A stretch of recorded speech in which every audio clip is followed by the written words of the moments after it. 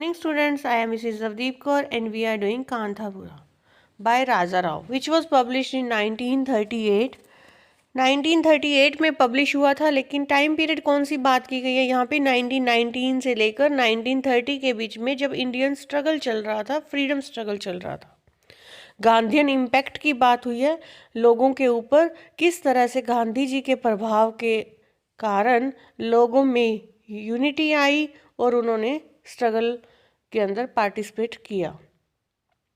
उस टाइम के माहौल की बात की गई है कि कैसे एक छोटे से विलेज के द्वारा इन्होंने पूरे नेशन की हालात का बयान किया कि इंडिया में क्या हालात थे उस टाइम और किस तरह से लोगों को अवेयर किया गया, गांधी जी ने किया।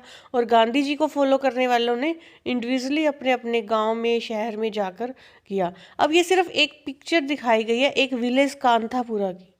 कांथापुरा एक विलेज है, उस विलेज के अंदर किस तरह से गांधीयन इम्पैक्ट के कारण लोगों में जागरूकता हुई और वो लोग इकट्ठे हुए और ब्रिटिशर्स के अगेंस्ट हुए। तो उनको कितनी सारी प्रॉब्लम्स का सामना करना पड़ा, कैसे उनको इकट्ठा करने के लिए कितनी प्रॉब्लम्स आई और उन प्रॉब्लम्स को कैसे फेस करते हुए फिर 1947 में हम आज़ाद हुए। लेकिन उस टाइम की बात है कि चाहे हम आज़ाद नहीं हुए थे जब ये नॉवल पब्लिश हुआ था, मीन्स 1938 में ये पब्लिश हुआ, उस टाइम हम आज़ाद नहीं हुए थे, लेकिन हमने आज़ादी के लिए कितना स्ट्रगल किया है ये नॉवल ये दिखा रहा है। यहाँ पे हम देखते हैं कि राजा राव खुद एक स्ट्रगल में पार्टिसिपेंट का काम कर रहे थे। मतलब राजा राव खुद इंटरेस्टेड थे उस टाइम में इंडियन स्ट्रगल में, और वो गांधी जी से प्रभावित हुए थे। और गांधी जी से प्रभावित होने के कारण उन्होंने ये नॉवल लिखा ताकि लोगों के अंदर जागरूकता लाई जाए। उस टाइम कोई व्हाट्सएप, ट्विटर, फेसबुक अकाउंट तो ऐसे होते नहीं थे कि मैसेज कर दिया हाँ जी आ जाओ आप सभी, हम सभी जा रहे हैं ब्रिटिशर के अगेंस्ट। नहीं, तो उस टाइम सोर्स क्या था, बुक को पब्लिश करते थे, लोग पढ़ेंगे और लोग पढ़ के अवेयर होंगे। और ये हमारे लिए भी एक तरह से एक सोर्स हो गया कि हमें भी पता चला कि कैसे हुआ था उस टाइम। ये तभी इसलिए इतना फेमस नॉवल है उनका कांथापुरा।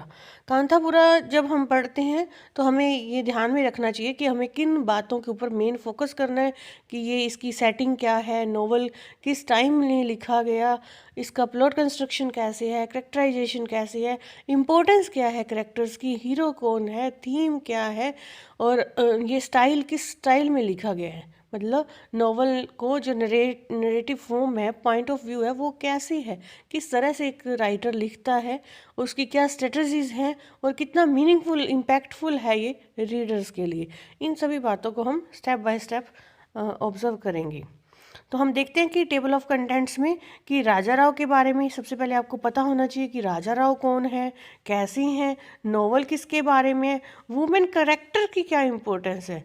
मीन्स उस टाइम भी वुमेन करेक्टर को इन्होंने इम्पोर्टेंस दी, वुमेन करेक्टर्स की सोसाइटी में क्या इम्पोर्टेंस है। थीम हमें पता है जैसे कि ये फ्रीडम स्ट्रगल के बारे में है और ये गांधीयन एपिक के रूप में भी जाना जाता है। गांधीयन एपिक होता है लॉन्ग स्टोरी, कोई भी वैसे पोइट्री फॉर्म में होती है, लेकिन इसको भी एक गांधीयन एपिक कहा गया है कि गांधीयन की जो गांधीयन का असर पड़ा, गांधीयन की एक लंबी स्टोरी, गांधीयन एपिक कह दिया उन्होंने, गांधी जी के प्रभाव के अंडर जो ये सारा काम हुआ था। सोशल बैकग्राउंड, अब हम नॉवल पढ़ते हैं, मैंने पहले भी बताया आपको कि literature is the mirror of society, whatever is going on in society we come to know from our literature.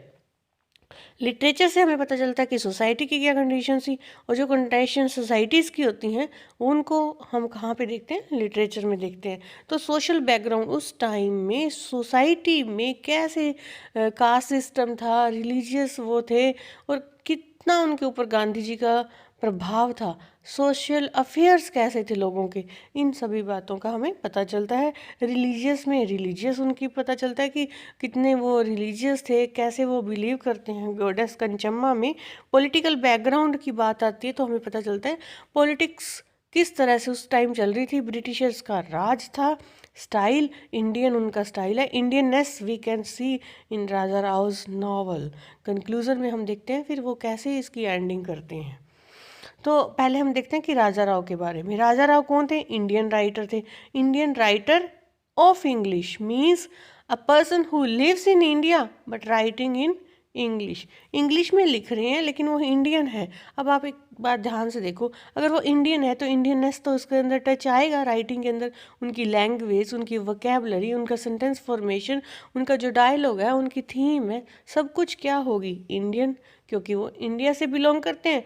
हम जब जहाँ पे भी रहते हैं तो अगर मैं लिखती हूँ कुछ, अगर मैं इंडिया की हूँ तो मैं अपने आसपास को देख के लिखूँगी तो इंडियननेस तो आएगी उसमें, लैंग्वेज तो यूज़ होगी उसमें।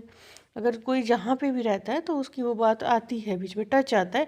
तो ये एक ऐसे फेमस नॉवलिस्ट हुए हैं राजा राव, जो इंडियननेस से मतलब कि इंडियननेस उनकी राइटिंग में झलकती है।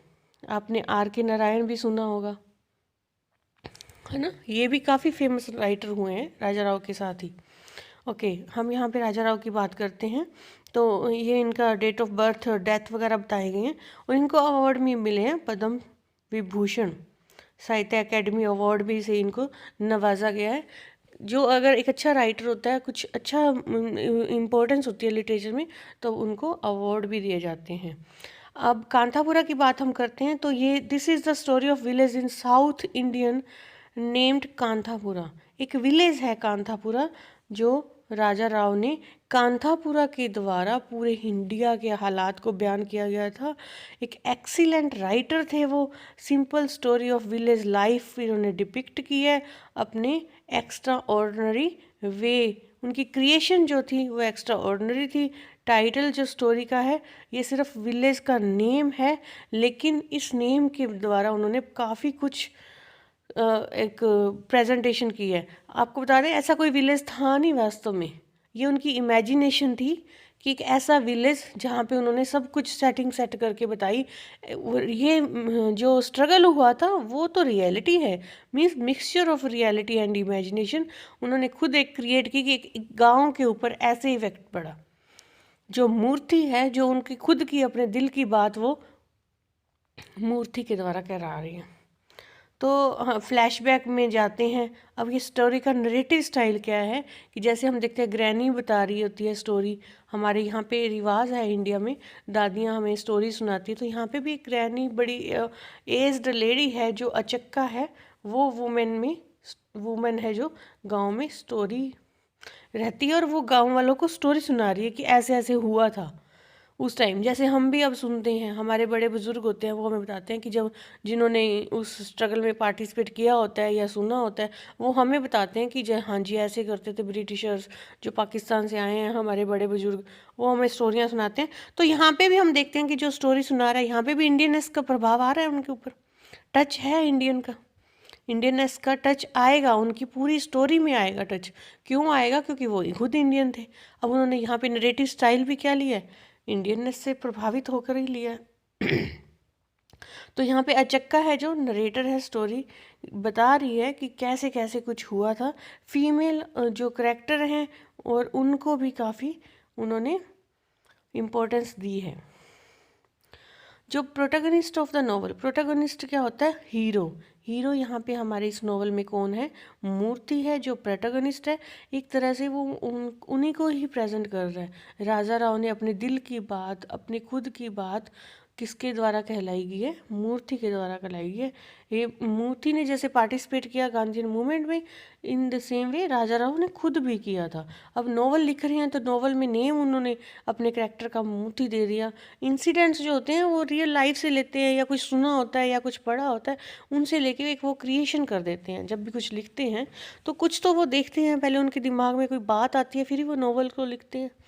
हाँ जी, तो इसलिए वो उनका खुद का पर्सनल एक्सपीरियंस था जो उन्होंने नॉवल की फॉर्म में हमारे सामने प्रेजेंट किया।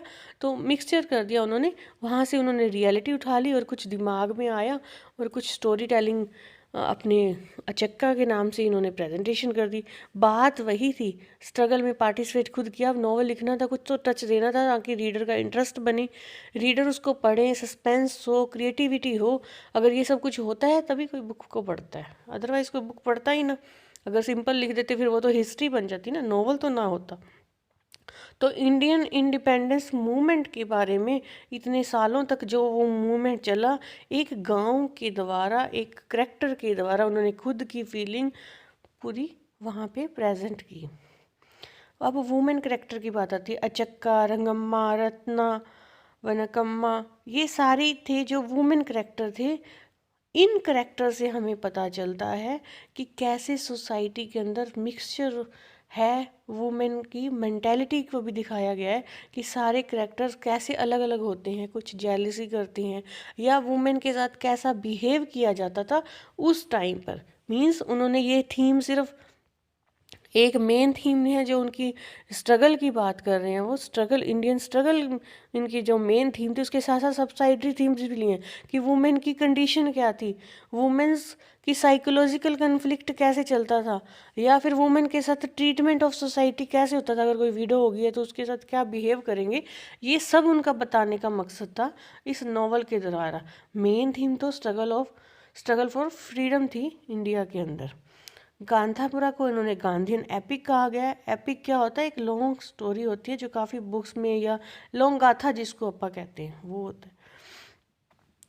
सोशल बैकग्राउंड में हम देखते हैं कि मिथ्स दिखाएंगे। मिथ क्या होता है, जैसे कोई मिथ हम कहते हैं पौराणिक कथाएं, तो यहाँ पे उन्होंने एक पुरानी कथा किसको लिया गया था, गोडेस कंचम्मा। गोडेस कंचम्मा का प्रेजेंटेशन दिखाई है कि वो कैसे उन्होंने अवतार धारण किया राक्षसों को मारने के लिए। यहाँ पे क्या है कि गांधी जी ने अवतार लिया ब्रिटिशर्स को यहाँ से निकालने के लिए, कांथापुरा से निकालने के लिए। जैसे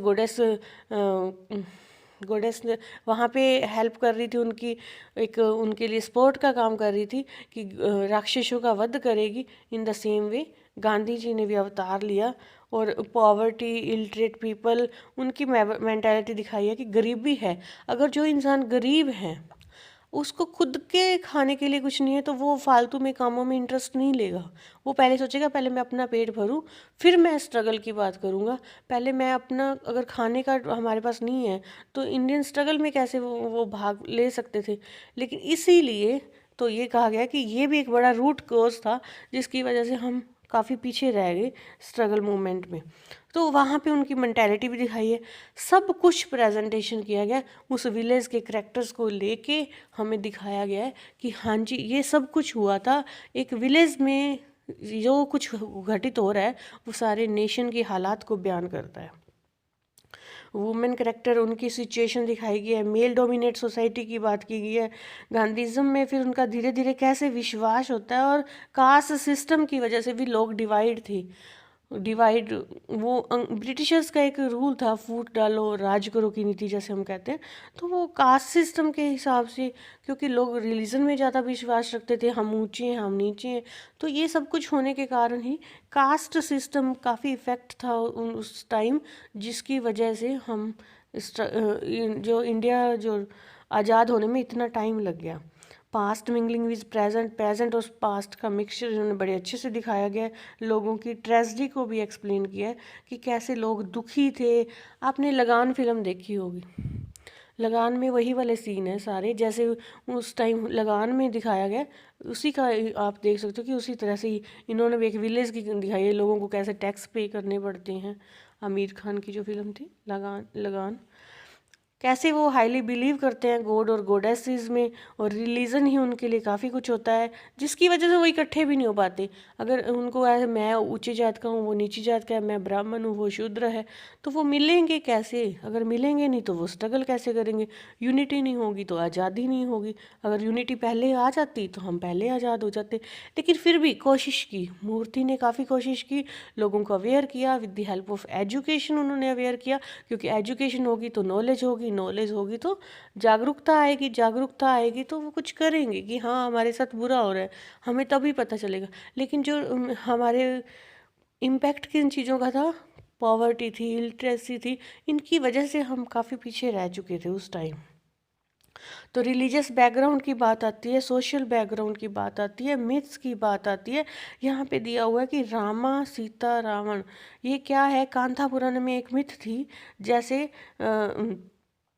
रावण को मार कर राम जी सीता को लेकर आए, in the same way Gandhi ji ने ब्रिटिशर को भगाकर आज़ादी लेके आए हमारे लिए। ये हम देखते हैं कि रिलीजियस इफेक्ट दिखाए गए, और हिस्ट्री हमारी क्या थी, उनका मेन मकसद जो था राजा राव का, इन सभी चीज़ों को हमारे सामने प्रेजेंट करना था। पॉलिटिकल बैकग्राउंड की सिचुएशन दिखा के कि पॉलिटिकल सिचुएशन उस टाइम कितनी हावी हो चुकी थी हम इंडियंस के ऊपर, हम इकट्ठे नहीं हो पा रहे थे, हम खुद आपस में ही बटे हुए थे, तो हम स्ट्रगल कैसे करते। यूनिटी आते आते जितना टाइम लग गया उसी की वजह से आज़ादी आते थे इतना टाइम लग गया। जब स्टाइल की बात आती है तो स्टाइल मैंने ऑलरेडी डिस्कस कर दिया कि स्टाइल क्या होगा। अगर वो एक इंडियन थे तो इंडियननेस आएगी, इंडियन डायलॉग होंगे, इंडियन करेक्टर हैं। जैसे आप नेम देखिए, अचक्का, रंगम्मा, मूर्ति, नेम भी इंडियन है, थीम भी इंडियन है, नरेटिव स्टाइल भी इंडियन है। बड़े बुजुर्ग स्टोरी सुना रहे हैं, अचक्का सुना रही है स्टोरी गांव वालों को कि ऐसे ऐसे हुआ। तो हम देखते हैं कि सब कुछ ही इनका इंडियन है, स्टाइल, नरेटिव टेक्निक्स, ये सब कुछ क्या है, इंडियननेस है।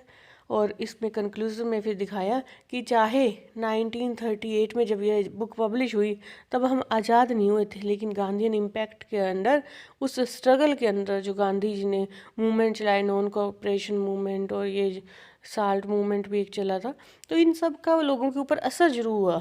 हाँ, हल्का असर हुआ, लेकिन तब वो जागरूक होना शुरू हो गए थे। और उस टाइम ये काफ़ी इम्पोर्टेंट पार्ट है हमारी हिस्ट्री में भी।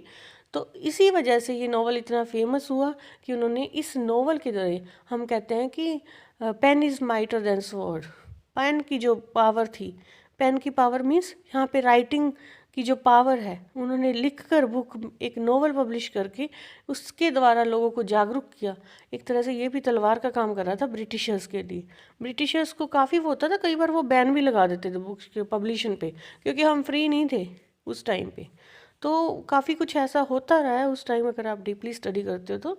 Hope you understood and we will do much more in detail. Okay जी, थैंक यू।